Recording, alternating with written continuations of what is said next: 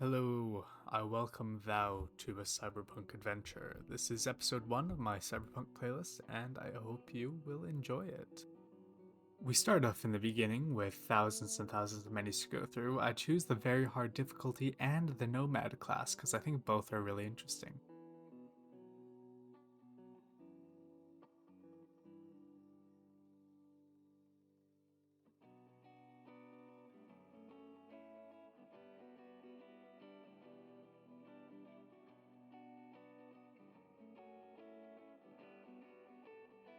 After much and much too much character customization, lasting probably half an hour, I finally boot up the game, but first I have to make sure my settings are correct and copyrighted music is turned on, because I don't want to get demonetized.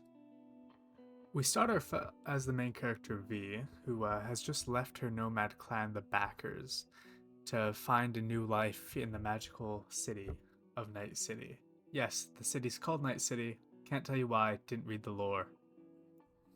Start off this grand adventure by assaulting a mechanic before thinking better than him and fixing immediately what was wrong with the car. Do I know why I didn't do this in the first place? No. I guess it just popped into my head, my virtual, unthinking head. And like any smart person, I decide to insult the mechanic, the man who did literally absolutely nothing. But yes, I guess I still paid him. And as I'm about to leave this town of filth, ferrets, and family, the local sheriff decides to come waltzing in. As he rests his head on my car, acting all weird and kinda breaking my personal boundaries, I'm gonna be honest, I decide that he's kind of a dick, so I refuse to speak to him in any way whatsoever.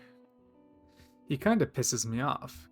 He's very smug looking and is really full of himself, so I shut the door in his face and I immediately drive to the one place he told me not to go, the radio tower, so I can finally get a broadcast on a radio I've been trying to contact someone with. I skirt over to the radio tower just to find out that the door is locked. Is this a challenge for me? No. I have shoes. I love my shoes. One thing I don't like about shoes, though, is that how I couldn't get them to work, as every single attempt I had at trying to climb this tower ended with me falling off and dying. I don't know how I did this. Maybe I just have magical gravity powers. Finally, being able to make it to the top of the tower was really a treat, as I got to talk to my friend, who I then immediately ghosted and decided to meet up with the contact that I was issued for a smuggling contract. I jump off the side of the building, living this time, get in my car, and drive off to meet him. I leave the town and the sheriff behind. He was kind of a dick. But I'm feeling really bored at driving at the moment, so I decide to pull off a cool trick. I've been practicing this for the past 12 years, and finally I've pulled it off. It's called I Don't Know How I Got Here, I Don't Know How I Lived, but I'm here anyways. I meet the contact Jackie, who takes the smuggling box and puts it in the back of my car. I don't know why he didn't drive a car here. I don't even know how he got here. It's truly a mystery. As my long lost friend Jackie puts the contents of whatever we're carrying into the back of my car, we start to drive off. I thought about leaving him in the dust behind me, but I feel like that wouldn't be very friendly. As we drive off towards the border, I immediately get stopped by the border patrol, because apparently I'm not allowed to carry smuggled goods across the border. Who knew? But I've got papers, and these papers say that I am a smuggler, but it's alright, because I paid them enough to be one. And I also get a bribe. Not for me, I wish it was for me. Getting out of my car, I'm thoroughly surprised that I'm not immediately shot at for me walking and talking to every single person I see along the way. I give the security guard my weapon because apparently I'm not allowed to shoot people in here. I immediately get interrogated by this guy. I don't like this guy. What happened to his eyes? Why does he have no eyes? Are those sunglasses? Where can I get those sunglasses? Any help would be great. Thanks. And as I leave the investigation room, I decide to grab my weapon on the way out. I might need it later, don't know why, but I just have a feeling. Getting back to my car, I realize that I'm no longer the one driving, but the person who is driving is the man I met 20 minutes ago. I don't know why this is happening. He stole my car. But as we're driving off into the desert away from this forbidden checkpoint, we get pulled over by some semi-police officers who belong to a corporation called Arasaka, who don't want that package to be smuggled, because technically, it belongs to them, or whatever they said. In response to this, we start to kill them, as any sane person would do. We kill them one after another as they all end up dying, horrible, slow, painful deaths. Plus, explosions are always a good thing, I've been told. Narrowly avoiding death myself, we manage to escape. And off into the night we ride, stopping at a local church's garage? Why does a church have a garage? No idea, but it doesn't come up again. As we argue for a bit, we finally open up the container to see that inside was, you guessed right, a lizard, as any good person would have guessed. This is probably the weirdest conversation I've ever had with a man and a lizard, because I've never had a conversation with both a man and a lizard before. But we suddenly start dancing through the streets of Night City in an epic montage that kinda makes sense, but also skips like some amount of time that is never specified. I've known Jackie Wells for approximately 10 minutes at this point, and apparently we're best friends now. I didn't know that's how it worked.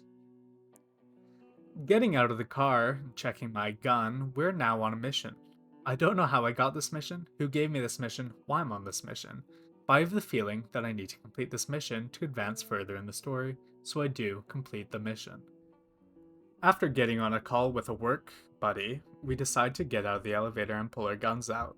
I feel like this is kinda risky, so we wave a person away who thought I was the delivery driver. I'm not DoorDash. I'm a murder. I'm a DoorDash of death.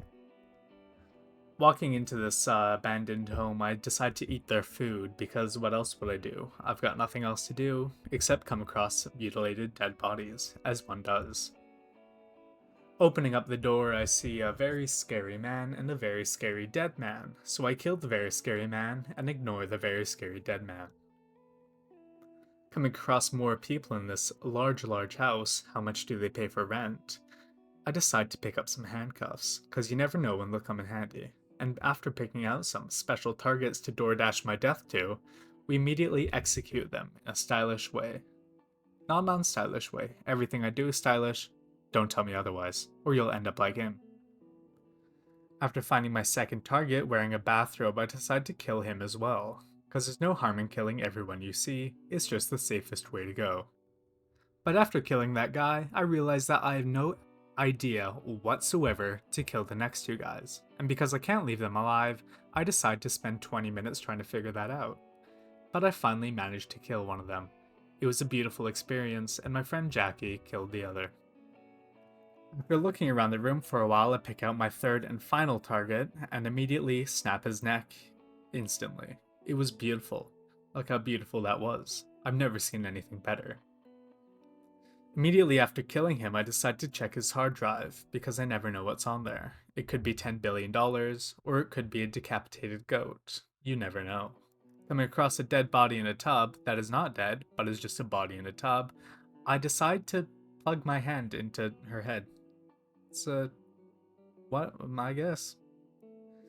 But I guess this is the person we're saving. As I've not been told anything about what I'm supposed to be doing here, I just pick up this random person and bring them outside. And as I head outside, I get accosted by Trauma Team, which, instead of Doctors Without Borders, is just doctors with guns. So they lay out a stretcher on the ground and I place this random person on it. I guess that's what I'm supposed to do. I don't know, this is my first day here.